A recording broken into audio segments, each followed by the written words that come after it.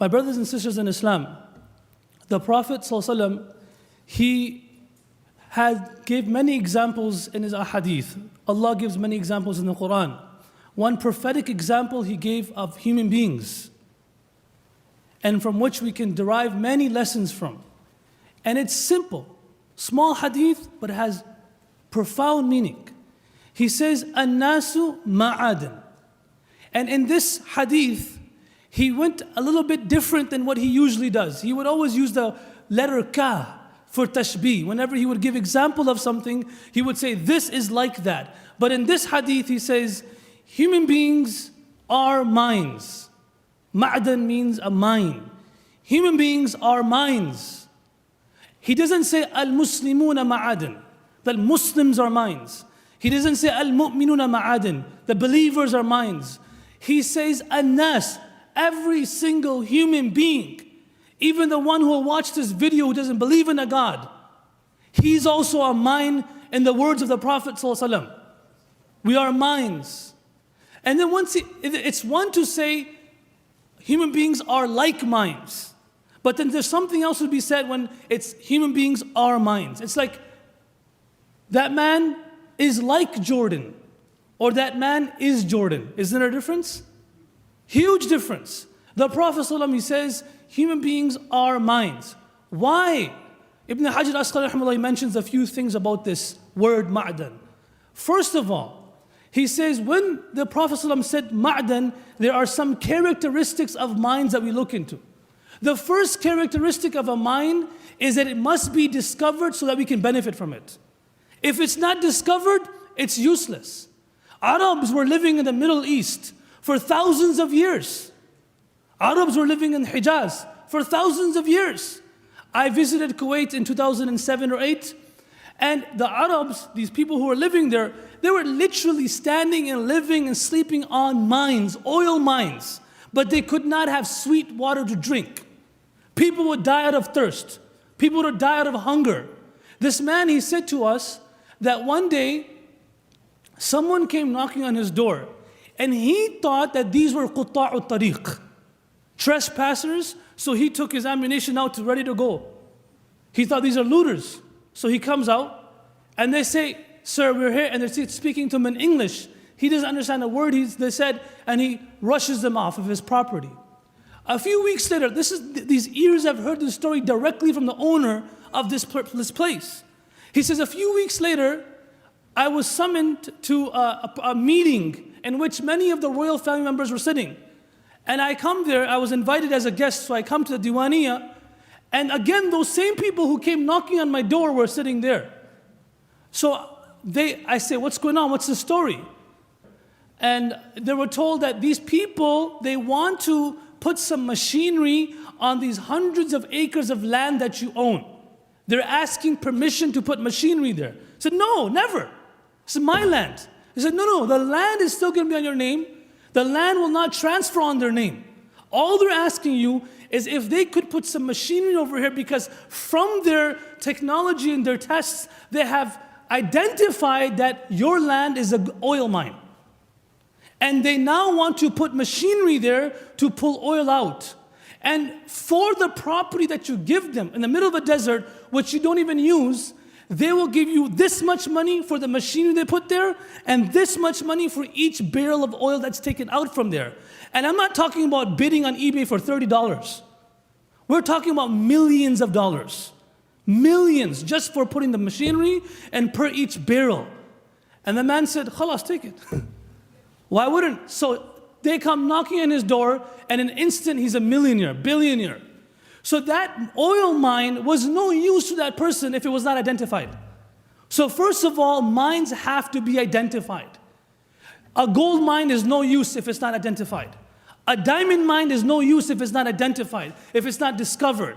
So the first quality of this mine, just to skim through my talk, is that it must be identified and discovered. The second characteristic of a mine, effort has to be made to take that valuable thing out. So what good is it if you identify something great? This is an oil mine.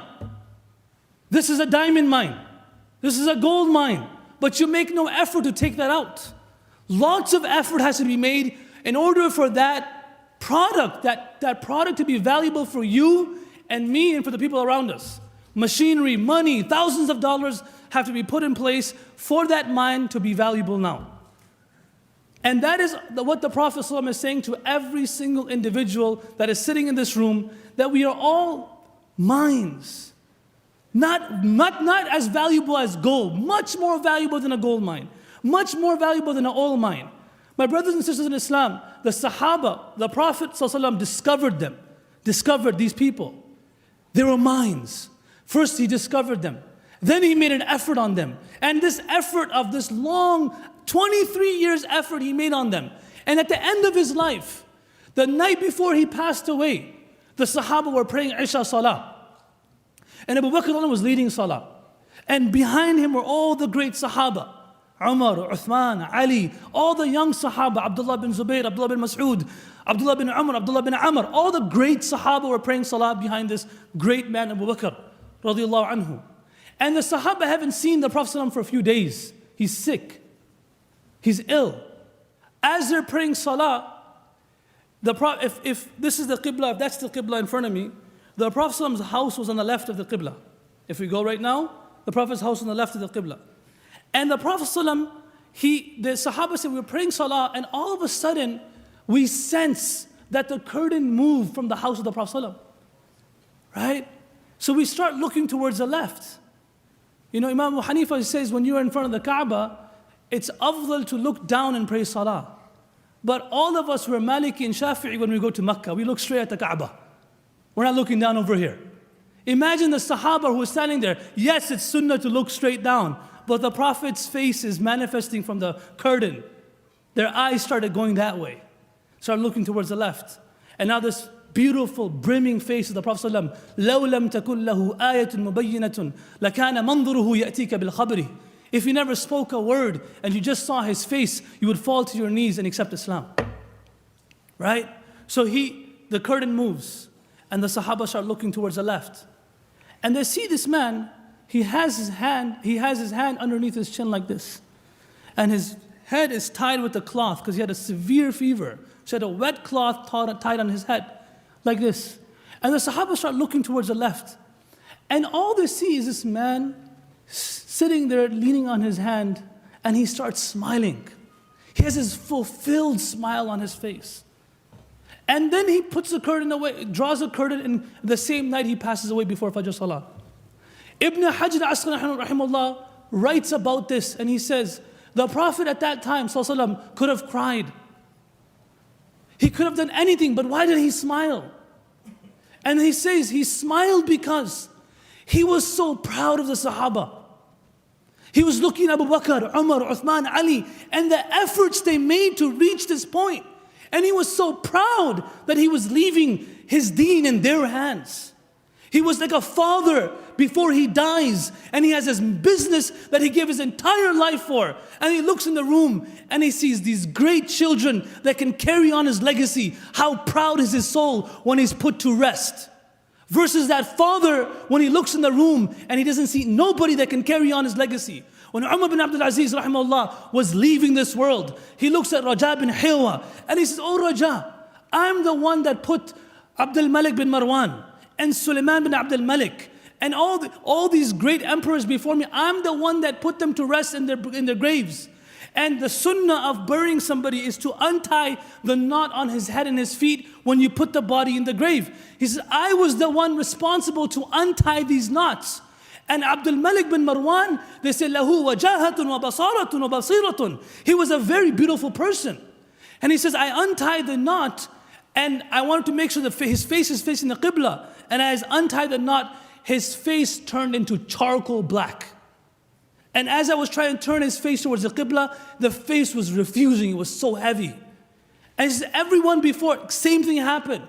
He says, oh Raja, when you put me to rest, please untie my knot and look at my face and see which way it's facing. And just look at it. If it's facing the wrong way, make dua for me. And then before leaving this world, he looks towards his children, doesn't leave them with anything. And he says to them, I have left you with Allah and His Rasul. Are you happy with me? And the children said, we're totally satisfied. On the day of Eid, when he comes home, and his daughters they're covering their mouths with their dupattas, with their cloth, like this. And he asks his wife, Fatima bint Abdul Malik, why are my daughters covering their mouths for?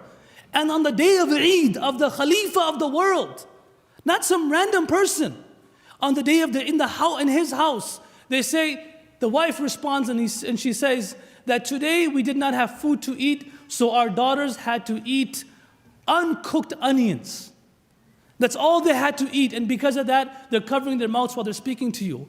So the Prophet ﷺ looks at the Sahaba and he's so proud of what they have accomplished, and he's leaving the deen in their hands. Today, my brothers and sisters in Islam, if the Prophet ﷺ looked at our lives, would he smile or would he cry? Would he be happy? Would he be sad? What would be his reaction? That is why the first and foremost thing that we must understand is that all of us are ma'dans. We are mines. This ma'dan has to be discovered. And after it's discovered, an effort has to be made. Abu Yusuf, rahimahullah, 7-year-old kid sitting in front of Imam Hanifa. He comes sneaking into the back door. He sits in front of this great teacher. And every single time he sits in front of him, his father opens the door of the masjid. And he says to his son, leave this gathering. Don't sit with this old man that's just teaching you. You don't make any money from sitting here. Leave. And every day he shuns him out. One day, Imam Hanifa, he confronts the father. And he says to the father, he said, why are you removing your son from my gathering? He's learning ilm. And the father, he looks at him from the back. From the back, he scolds him. He says, Abu Hanifa, you are a merchant. You have money. And this kid is a poor kid. We're from a poor family. He has to do labor work and earn money for this house to be sustained. So this kid needs to work. Imam Hanifa says, Ya Rajul, inni ara ibnak, yattaki'u ala ara'ik al-maluk, wa ya'kulu al-faluda bil-faludaj. He says, I see your son, this 7-8-year-old kid. I envision your son discovering a ma'dan. I envision your son one day sitting on the chairs of the kings of this world and eating this very lavish dish called al-lawd bil-faludaj. That this was a sweet dish that only the kings would eat and everybody else would eat something else. That man, he said, before I thought you were crazy, now I know you're crazy. That my son's gonna sit on the chairs of kings and eat lawd bil-faludaj. Are you nuts? And he said, get out of here. Don't sit with this crazy person. And Hanifa then stops him and he says, and this is the tragedy of our times, that in those days, they had people like Abu Hanifa, Imam Shafi'i, Imam Ahmad bin Hanbal, Imam Bukhari as the people who were discovering talents. And today, you people are left with people like us. People that we're nobodies, full of sins. And we're the ones that are supposed to discover talent and people send their children to our schools and please make them a hafid and alim, and we're still trying to get out of our own quicksand. They had Imam Abu Hanifa. He said, listen, how much does he earn every single day? And the father said he earns 2 dirhams. Abu Hanifa, he said, listen, I'll give you 2 dirhams every single day. Let him stay here. Let him stay here. He said, you sure? He said, I promise you, I'll give you 2 dirhams every single day. Every day Abu Yusuf will sit in the majlis of Imam Hanifa, learn, study. At the end of the gathering, Abu Yusuf would go say salam to Abu Hanifa and he would give him 2 dirhams. Give it to your father. I cannot make this story very long. Many years later, this man, Abu Yusuf, he walks inside the palace of the king of the time. Who was the king of the time? Harun Rashid. He walks into his palace. Harun Rashid sees Abu Yusuf walking in. As he walks in, he says, make space for the sheikh. Harun Rashid was the first king to travel to seek knowledge. Very amazing personality of our heritage. And he had a very good taqdeer. Abdullah bin Mubarak and Imam Abu Yusuf are in his gathering all the time. So he says, make space for the sheikh. From Banu Abbas, make space for him. So they made space, and Imam Abu Yusuf was made to sit on the chair of Harun Rashid. So he sits down. And as the food's going to be served now, and before the food is served, this very precious food, this item was brought in this very precious utensil, and it was presented to Harun Rashid. He opens it and he looks, he said, no, ibda bil-shaykh. Start with the shaykh. So then he gives Abu Yusuf. Abu Yusuf opens it and he sees it's lawd bil-faludaj. He looks at it. First he laughs. He laughs very loud. After laughing, he starts crying. So Harun Rashid says, why are you laughing and crying for? I just gave you something that only kings eat. Abu Yusuf rahimahullah said, I'm laughing at my father's reaction when my teacher said to him that your son will sit on the chair of kings and eat lawd bil faludaj. I'm laughing at his reaction. That's what makes me laugh. And then I cry because my teacher was such a visionary. He made so much effort on me. And then he said, would you allow me to take this dish to my mother who's still alive and show her that this old man's dream came true? And she'll be so happy. And Harun Rashid said, go ahead. He goes and he opens this dish in front of his old mother. And the old mother says, Sadaqa ru'ya al-majnoon. That crazy man's dream has come true. Brothers and sisters in Islam, none of us know who the next Shafi'i is. He was a 2-year-old kid that was orphaned, leaving Gaza, going to Makkah al-Mukarramah with no money. But he became Imam Shafi'i rahimahullah. They understood that they had much more than what the people around them told them. They understood that they were not that lion among sheep that thought that lion was a sheep. But they discovered themselves when they looked at the riverbank and saw themselves in the riverbank and realized that I'm not a sheep, but I'm a lion. And all this artificial stuff around me that's convincing me to be bottled in and convincing me to be just a regular somebody. I'm much more than that. And they discovered that. Allama Iqbal says, Khudi ko kar buland itna. Khudi ko kar buland. Like realize who you are to such a degree कि हर तकदीर से पहले खुदा बंदे से खुद पूछे पता तेरी रज़ा क्या है. That before you do anything in life, Allah asks you, what do you want? And Allah does it according to that.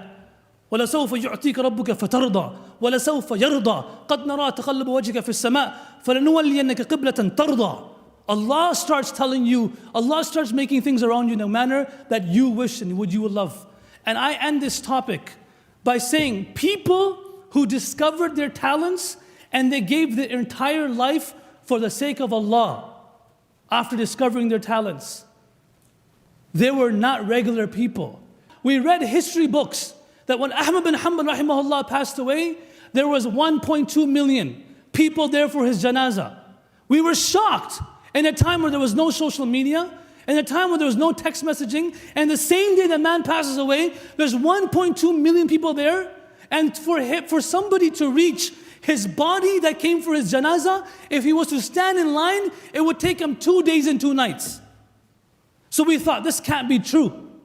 But then a great man, a saint, who passed away by the name of Shaykh Abdul Wahab, rahimahullah, last week, 96 years old, understood that he's a ma'dan, understood his talents, and then made an effort that my potential should be utilized for the service of this deen. If my potential is utilized to discover the next app, great. But how will you be remembered when you leave this world? When Sa'd bin Abi Waqqas radiallahu anhu came and they conquered the palaces of Kisra, and everybody is rejoicing, and Sa'd bin Abi Waqqas, he prays 2 rakats salah, and after praying 2 rakats he starts to cry like a baby. And Suraqa radiallahu anhu asks him, Ya Sa'd, why are you crying for? This is a day of happiness. And he says, I remember the ayah of Allah, كَمْ تَرَكُوا مِنْ جَنَّاتٍ وَعُيُونٍ وَزُرُوعٍ وَمَقَامٍ كَرِيمٍ وَنَعْمَةٍ كَانُوا فِيهَا فَاكِهِينَ. Like I remember the verses of Allah, like these people, how much did they leave behind? They left their palaces, their rivers, their luxuries. فَمَا بَكَتْ عَلَيْهِمُ السَّمَاءُ وَالْأَرْضُ وَمَا كَانُوا مُنظَرِينَ. The earth nor the sky cried on their departure. When we leave this world, would someone miss me? Have I left an impact on the people around me that if I leave tomorrow, they will miss me? They will cry for me. Today people move from communities, you don't even remember who they are. When Abu Bakr was leaving Makkah al-Mukarramah and Ibn Dukhana caught him on the way, he says, where are you going? He says, I can't live in Makkah. He says, people like you should never leave and never should be kicked out. And that man was not even a Muslim, because you do this and you do that. You're good to the poor. You take care of your guests. You fulfill the rights of all the people that have duty upon you. You give sadaqah. And he said all these great things about him and brought him back to Mecca. If we plan to leave, would someone be standing at the door saying, please don't leave? If Michigan, tomorrow all the Muslims of Michigan just walk out and go to some other state, would the non-Muslims of Michigan miss us? There probably, maybe some liquor stores will close down. Maybe some clinics will shut down. Maybe some home cares will shut down. But would they really feel impacted by our loss? Ahmad bin Hanbal, when he left this world, there was 1.2 million people there for him, because he was a man that served humanity, understood that he was a mind, worked day and night to utilize this mind for the potential of the people around him. There was a man that finally we witnessed last week when he was laid to rest. 1.5 million people were there for his janazah. And there was 500,000 people that were stuck in traffic only within a 1 to 2 mile radius from that place where they had the funeral. What did he do? Was he a rich person? Was he on social media? Did he have Facebook followers? Did he have Twitter followers? He had nothing. He did not have any social media account. People laid him to rest. Nobody even knows who he is. But he had one thing, and that was yet the pleasure of Allah. He served mankind day and night. So today, my brothers and sisters in Islam, in this conference, if you can get up with this intention, that my life is not just for myself. I have to understand that my life is for the service of my Creator. And I will give up everything I have to make Him happy. And I conclude by Umar bin Abdul Aziz what he said. He said, every single time I wanted something in my life, I got it. I saw this beautiful lady by the name of Fatima bint Abdul Malik. I said, I want to marry her. And I married her. I wanted the most clothes. I got all the clothes. I wanted to be the governor of Medina. I became the governor of Medina. And he says, today I become the Khalifa of the world. And now all I want is to make my Allah happy. That's all I want. And 2.5 years when he was laid to rest, a small paper came from the sky on his body that says, Bara'atun min Allah wa rasulihi li Umar bin Abdul Aziz min an-nar. That Allah has secured and promised that Umar bin Abdul Aziz will be saved from the fire of Jahannam. Rahimahullah. So there's some of us that are sitting in this gathering, we could be the next Shaykh Abdul Wahab. None of us, this gathering would not take place if it was not for his service for my father. If it was not for this man, my father, he says, I saw him one day and I changed my life. How Allama Iqbal, he says, there are some nigahe marde mu'min se badal jati hain taqdeerein. There are some people, you just see them and your life changes. We're being dishonest and we're being disloyal to the public around us. If we actually develop iman and understand our mind, the non-Muslims around us, right when they see us, they will accept Islam. Like how they saw the Sahaba, and upon seeing them, they change their lives. Today we have to speak, write books, philosophical arguments, debates, comments. But we should be people that when they see us, when you see the sun, you cannot deny the sun. And that is why the ummah has been given the example of Siraj and Munir. We are the suns that are lighting up the world. Allah make us among those who understand our talents, understand our potential, make an effort to take this out from our lives. How many more mothers are going to sleep at night with their kids being dishonest and disrespectful to them? How many more tears do these ladies have to shed? How many more tears do these fathers have to shed that their kids, who they gave everything to, that have kalima la ilaha illallah, don't understand their value? How many more masjids have to fight over politics? How many more scholars have to slander each other? What are we waiting for? Enough is enough, and it starts by understanding that we are ma'dans, we are minds, and at the moment we understand that, we have to make an effort in order to benefit from it. Allah make us among those who can make that effort. Jazakallahu khairah.